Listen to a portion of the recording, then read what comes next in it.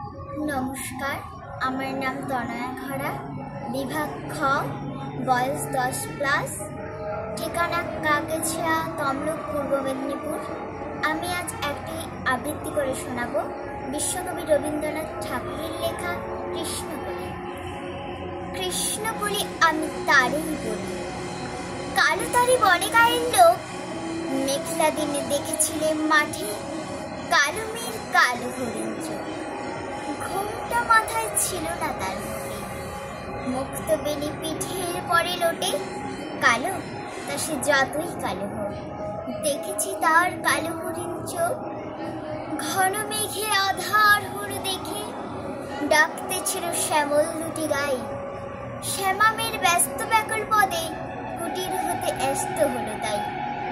আকাশ পানে হানি যুগল ভুরু, শুনলে বারেক মেঘের গুরু গুরু, কালো তা সে যতই কালো হোক, দেখেছি তার কালো হরিণ চোখ।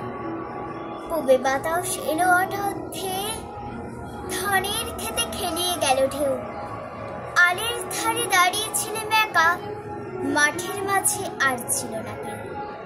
আমার পানে দেখলে কিনা চেয়ে, আমি জানি আর জানে সেই মেয়ে, কালো তা সে যতই কালো হোক, দেখেছি তার কালো হরিণ চোখ। এমনি করে কালো কাজল মেঘ জ্যৈষ্ঠ মাসে আসে ঈশান কোণে, এমনি করে কালো কমল ছায়া আষাঢ় মাসে নামে তমাল বনে, এমনি করে শ্রাবণ রজনীতে হঠাৎ খুশি ঘনিয়ে আসে।